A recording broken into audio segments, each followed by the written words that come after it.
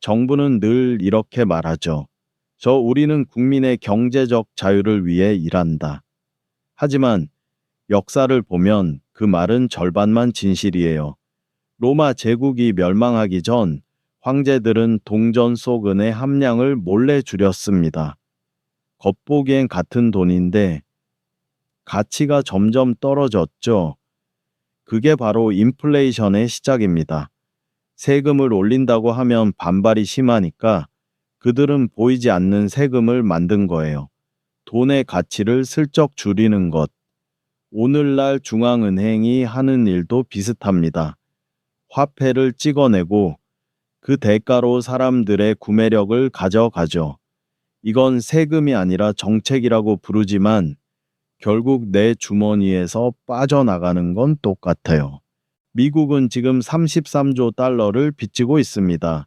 그건 유럽, 아프리카, 남미 전체 경제를 합친 것보다 많아요. 문제는 그 돈이 어디로 가느냐입니다. 학교나 병원? 아니요. 대부분은 전쟁 보조금, 구제금융으로 흘러갑니다. 정부는 국민에게 말하죠. 이건 투자인데요. 당신의 미래를 위한 거예요. 하지만 실상은 부자들을 위한 보험이에요. 은행이 잘못해도 정부는 구해줍니다. 왜냐하면 너무 커서 망할 수 없다. too big to fail? 니까요. 결국 그 구제금융은 국민의 세금 혹은 인플레이션이라는 이름으로 다시 우리에게 돌아옵니다. 그리고 그걸 안정이라고 부릅니다. 런던은 겉보기엔 화려합니다. 빅벤, 버킹엄 궁, 금융중심가. 하지만 그 뒤편에는 조용한 절망이 있습니다. 노숙자 수는 10년 만에 50% 증가했고 청년들은 매년 나라를 떠나고 있어요. 미래가 없다고 느끼기 때문이죠. 영국의 가장 큰 문제는 삶의 질입니다. 겉으론 선진국이지만 런던을 빼면 생활 수준은 미국 미시시피보다 낮아요. 이건 단순한 경기 침체가 아닙니다. 시스템의 피로감이에요. 의료, 교통, 주거, 교육, 모든 게 오래된 톱니처럼 삐걱대죠.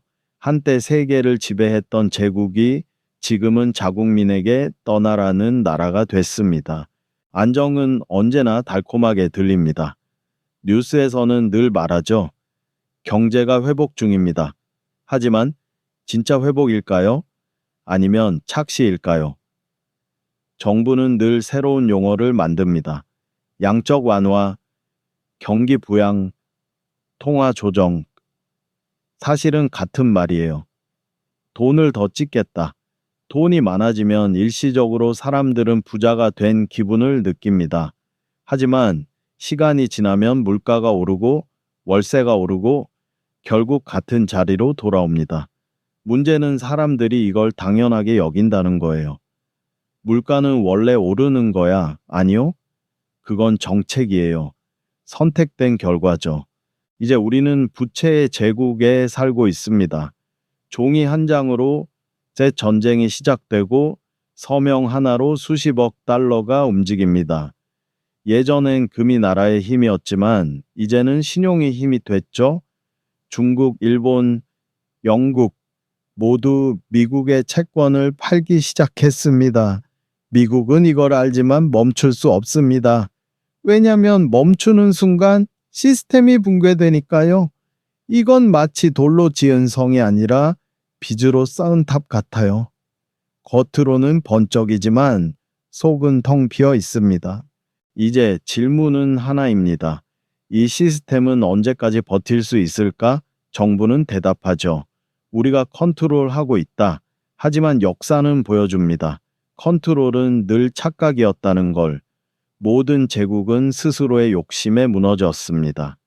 로마는 은을 섞었고 영국은 식민지를 팔았고 이제 미국은 부채로 버티고 있습니다. 하지만 이건 단순한 경제 이야기가 아닙니다.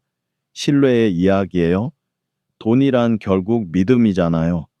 그 믿음이 무너지면 제국도 함께 무너집니다. 그래서 중요한 건 숫자가 아닙니다. 사람들이 여전히 믿고 있는가? 그것이 전부예요. 이제 세계는 달러 중심의 시대에서 벗어나려 합니다. 브릭스 국가들이 새로운 화폐를 만들고 각국이 금과 디지털 자산으로 해지합니다. 미국의 시대가 끝나가고 있는 걸까요? 아니면 또 다른 순환일까요? 역사는 말하죠. 제국은 무너지지 않는다. 단지 형태를 바꾼다. 부채는 여전히 존재하겠지만 그 위에 서는 플레이어는 바뀔 겁니다. 미국에서 아시아로, 달러에서 데이터로. 돈의 형태는 바뀌어도 욕망의 본질은 변하지 않아요. 이제 시선을 바꿔볼까요? 호텔 산업은 이미 그 미래를 보여주고 있습니다. 힐튼, 메리어트, 그들은 건물을 버렸습니다. 대신 브랜드를 소유했죠. 벽돌은 남의 것이지만 신뢰는 자기 것입니다. 이건 단순히 비즈니스 전략이 아닙니다. 미래의 생존 공식이에요. 자산을 소유하는 대신 시스템을 소유하고 고객을 잡는 대신 관계를 소유하는 것. 그게 바로 진짜 부입니다. 돈은 숫자가 아닙니다. 신뢰의 약속이에요. 정부가 그 약속을 깨면 모든 시스템이 무너집니다. 지금 세상은 빚으로 움직이지만 결국 그 빚을 지탱하는 건 사람들의 믿음이에요. 우리가 시스템의 룰을 이해하면 우리는 더 이상 희생자가 아니라 플레이어가 될 수 있습니다. 돈은 언제나 위에서 아래로 흐른다. 하지만 그 방향을 바꾸는 건 언제나 깨달음에서 시작된다. 세상은 언제나 돈으로 움직인다고들 하죠. 하지만 돈이 세상을 움직이는 게 아니라 돈에 대한 믿음이 세상을 움직이는 거예요. 우리가 화폐를 쓰고 불을 쌓고 미래를 꿈꾸는 이유는 그 종이 한 장, 그 숫자 하나에 모두가 같은 믿음을 담고 있기 때문이죠. 오늘 우리는 호텔, 부채, 제국, 그리고 시스템의 환상까지 이야기했습니다. 그 모든 이야기의 중심에는 단 하나의 질문이 있습니다. 도대체 누가 이 게임의 룰을 만들고 있을까? 한때는 부가 위에서 아래로 흘러내릴 거라고 믿었습니다. 하지만 시간이 지날수록 우리는 깨닫죠. 그 흐름은 늘 반대 방향이었다는 걸. 위로, 위로, 그리고 더 위로. 돈은 중력을 거스르듯 올라갑니다.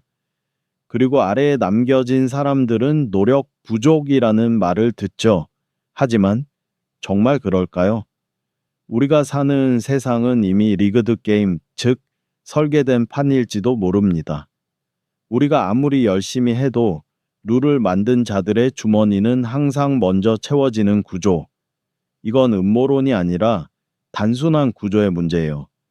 금융, 정책, 세금, 인플레이션 모두가 같은 목적을 향해 설계된 시스템이죠. 그럼에도 불구하고 이 영상을 끝까지 보고 있는 당신은 이미 그 시스템 밖에서 생각하려는 사람입니다. 그게 시작이에요. 모든 변화는 의심에서 시작됩니다. 이건 당연한 걸까? 이건 왜 이렇게 만들어졌을까? 그 질문 하나가 세상을 바꾸는 첫걸음이 되죠. 우리가 잃은 건 돈이 아니라 방향일지도 모릅니다. 더 많이 버는 법만 배우고 어떻게 지키는지는 배우지 못했으니까요. 하지만 이제는 달라져야 합니다. 더 이상 단순히 열심히 일하는 사람이 아니라 시스템을 이해하는 사람이 되어야 해요. 당신이 은행의 숫자를 바라보며 불안함을 느낄 때, 그건 게으름 때문이 아니라 이 구조가 당신을 그렇게 설계했기 때문이에요. 하지만 그걸 깨달은 순간부터 당신은 이 구조의 희생자가 아니라 관찰자가 됩니다. 그리고 관찰자는 곧 새로운 룰을 만드는 사람이죠. 이 채널이 전하고 싶은 건 단순한 경제 이야기가 아닙니다. 우리가 어떻게 살아가고 무엇을 믿고 왜 그 믿음을 잃지 말아야 하는지에 대한 이야기. 이해하세요. 돈은 수단이지만 믿음은 본질입니다. 그 믿음을 되찾는 게 진짜 사의 돈의 시작이죠. 이제 당신에게 묻고 싶습니다. 오늘 이야기 중에서 가장 공감된 부분은 어디였나요?